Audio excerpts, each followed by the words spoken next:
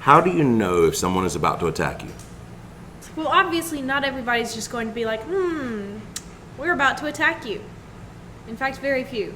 True. So, maybe we should talk about pre-attack indicators. Yeah. Welcome to the Impact Defense Podcast. We are dedicated to giving you the information that you need to help keep you safe.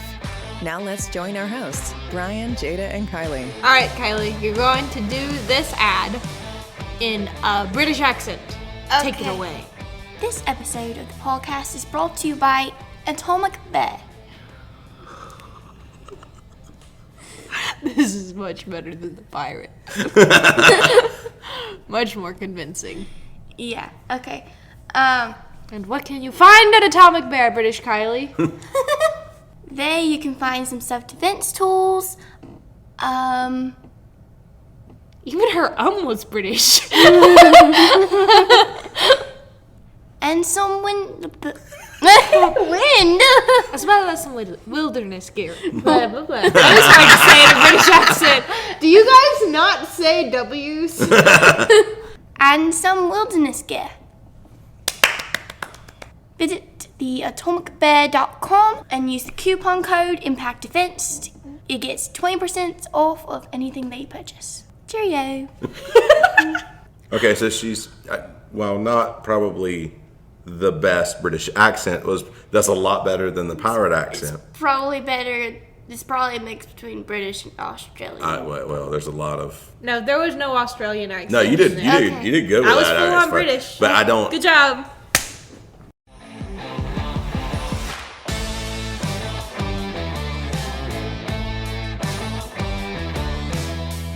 And now time for the news portion of our podcast with your host, me. This story comes to us from 1 week ago. Oh, just a week ago? Yeah, just a week ago. Okay. It's crazy.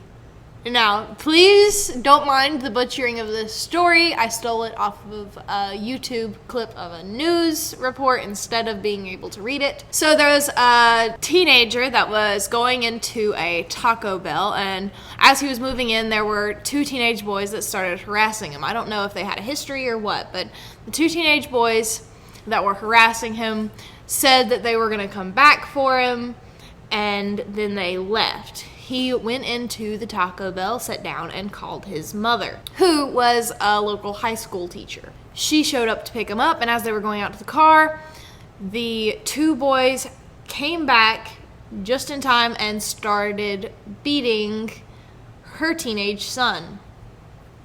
She steps into her vehicle and comes back pointing a pistol at the two boys beating up her son. They scatter, and she reholsters promptly afterwards. That was ruled self-defense, and no charges have been left for the woman. That should be ruled self-defense. Now, we were saying that... Oh, this concludes the news portion of the podcast.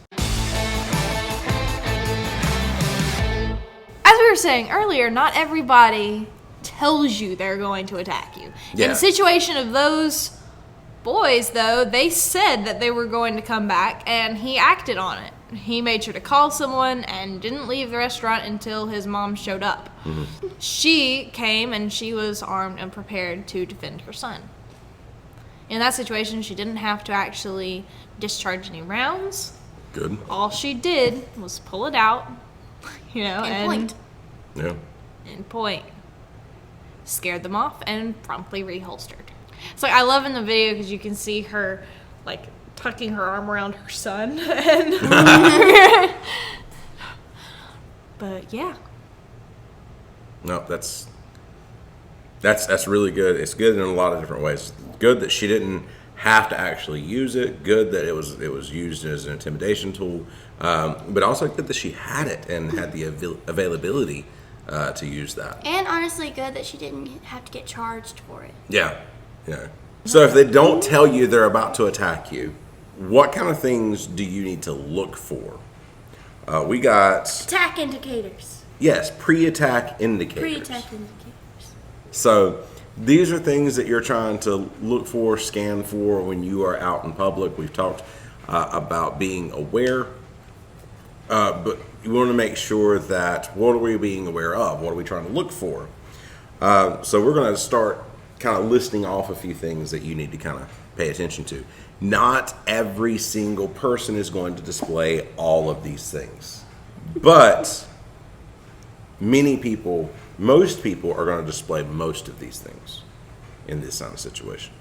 Because some of these things are just instinctual. We don't think about it. It just happens. Well, it's just like you have body language when you're afraid or uncomfortable. Yes. Things like that. When you're uncomfortable, you tend to move in on yourself. Like make yourself smaller. Try to make yourself less noticeable. You don't have to think about it to do it. Yep. It's just something you do. People who are more confident, they spread out. They take up more space. Just like that, criminals have certain behaviors that they can't control when they're getting ready. They can get better at hiding them, but most of them, they're not going to take the time to try and do that, because they don't think about it. It's subconscious. So let's start internally. What changes internally when someone is about to commit an assault or an attack? What changes internally? The first thing I think of is heart rate. So just like when you're afraid, your heart rate raises. The same thing occurs when you are planning to do something. So if someone's planning to do something, their heart rate's going to raise. Yeah, and if you're close enough, you can even see the pulse a lot of times because it's going to be beating a lot harder and faster. You can see the pulse in their neck or their temple. Yeah, so I want to go ahead and say and apologize. I don't know if you can hear this. We got sirens going around outside here. And then usually your breathing will get a lot faster because it's trying to match your heart rate, basically. I was trying to keep up with it and everything, but that's just one of those things where you're breathing deeper and faster as you go. And then also go along with your heart rate and your breathing, people generally in that situation will start sweating more than normal. And I think that one's kind of hard at times. I think when you're seeing the pulse maybe, and you're seeing kind of heavier breathing and you're seeing sweat, then that kind of goes together. But you don't really know how much somebody sweats regularly. I mean, that's the downside. You don't really know, like, oh, that person's just a heavy sweater, or maybe they're not. You don't know. But that combined with the heavy breathing and the raised heart rate, there are definitely some noticeable things there. Those three combined, even though they're not noticeable on their own, when they're put together, they create more of a scene. Yeah, it's something to, and it's not necessarily, if you see somebody doing that, I'm not saying you should necessarily just go and tackle them or anything, but what I'm saying is you probably need to kind of pay attention to that person. Okay, this is a situation where you move from yellow to orange. And if you don't know what we're talking about there, make sure you go back to one of our old podcasts where we're talking about levels of awareness. You want to kind of move into that next level where you're paying more attention to what's going on. You're starting to develop a plan. I don't know, that person's just a little bit sketchy, there's something off about them, these types of things. And when these things come across your mind, don't just completely put it out and say, it's probably fine, You have instincts for a reason. Yeah, absolutely. Please follow them. Now, then we move on to the more outward things. Yeah. Sweat was the first one, but there are other things in their body language that indicate it. Not just their heart rate or their heavy breathing or sweating, but certain postures. Yeah. How they hold their shoulders, things like that. So a lot of times their shoulders will be up or more tense or something along those lines. Moving forwards towards their target. Exactly. Just keeping in mind that the body's getting ready for what the mind is planning. Yeah. So the shoulders are moving forwards towards the target, tightening in on themselves, getting ready in anticipation. And along with that, the hands too. They might be tensing up their fists. They might be wiping off the sweat that their body is producing. It also could be that they cross their arms. Yeah, that kind of goes along with just that posture that they're kind of taking. And then also you have like their stance. A lot of times they're, like you said, Jada, the body is preparing for what your mind is planning a lot of times. So people will take one step back with one foot or the other just on instinct. So if they're standing there kind of staggered with one foot and, more forward, 1 foot more backward, that's also, you start putting all these things together, and that's when it starts to be more noticeable, more, that's what we're looking for.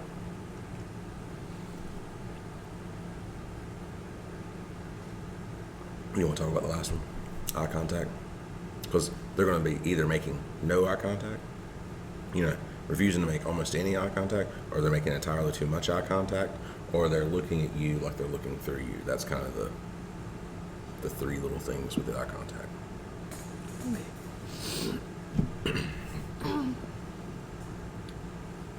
Now let's talk about eye contact. For one thing, if someone's planning to attack you, they might try not to make eye contact with you at all, so that you aren't going to notice them quite as much, because humans are drawn to other humans' eyes. And so if they make eye contact with you, they know that you're seeing them. Yeah. So they might just try to avoid eye contact altogether. They might be making entirely too much eye contact. That could be an intimidation idea, or just them planning what they're doing and not realizing that they're just staring right at you. And then the third thing they could be doing is looking almost like they're looking through you or past you, so that they can have their eye on their target without quite, I guess, being as forceful as making direct eye contact. Yeah. Which is funny, because we're saying, like, they might not look at you, they might look at you, and they might somewhat look at you, but not quite. But just really think...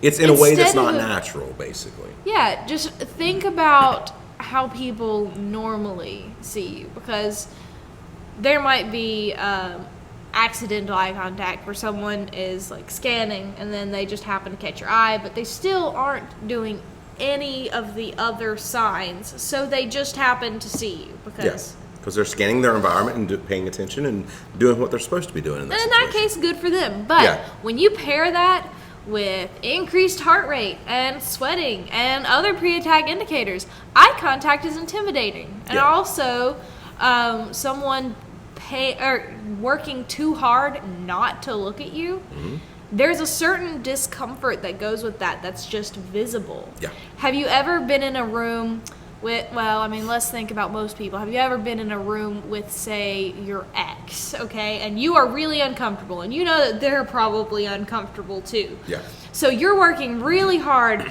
to come across like you don't even notice that they're there. But to everyone else, it's extremely obvious, and to that person. And so it's just, when trying to act casual, humans have this really bad problem of not acting casual. That's very true. Yep. Yeah, and again, we go back to any one of these particular things are not necessarily a bad thing. If it's just one of these, it's probably like nothing. It might be something to keep your eye on, but it's probably nothing. I mean, increased heart rate and sweating and heavy breathing can go with jogging. I know. And also can go with anxiety too. That's true. But these, I think it's a combination of multiples of these. And they said, the vast majority of people are going to have all of these. And then a smaller group may have only some of these. And let's be real. Attacking. If you are noticing these things in a stranger, it's because they've already caught your attention for something. Yeah. You are already in condition orange, and this is you gauging a threat. So they have already done something that made you uncomfortable, or they've already done something that sets them off as, or sets them apart as something abnormal. The pre-attack indicators are things that you can look for to see if they have changed their mind, because you've already noticed them, or if they're planning to do something further. So this is something that you've already realized that something's out of the ordinary. These are things to add on top of that so that you can know how prepared you have to be, or if you need to book it and get out of there as soon as possible. And if you find yourself in a situation and I think we've talked about it on the podcast before, where I've been in a situation where I really, really had to talk somebody down. There was a couple of guys, and it was me and a friend, and I was really kind of talking them down. And I could see in their body language how especially the one I was talking to mainly, how he was like really, really tense, and then I could just see his shoulders relax a little bit, and his hands are coming down. He's kind of calming down. I'm talking him down. You can watch the falling, or that's not the best word, but you can watch these pre-attack indicators just start to relax. All of these things just start to lessen. Okay. So these are type things that you want to look for even in that situation, because we want to see these things go away if you are trying to de-escalate a situation. All right, guys, so really quick, I would just like to say, calling back to our ad earlier, visit theatomicbear.com and use that coupon code Impact Defense, get you 20% off, like Kylie was saying a while ago, or British Kylie was saying a while ago. If you are enjoying this podcast, go over to Apple Podcasts, leave us a 5-star rating, and write a review. We may even read it on the podcast. As long as you don't say we suck. That's true. Thank you guys so much for watching. Stay safe, stay alert, and we'll see you in the next podcast. See you guys. Bye. Thank you for listening to the Impact Defense Podcast. If you would like to learn more about how to keep yourself safe, check out the articles, videos, courses, and seminars at www.impactdefense.online. We also do training for security teams, churches, businesses, groups, and more. Stay sharp, stay focused, and train hard.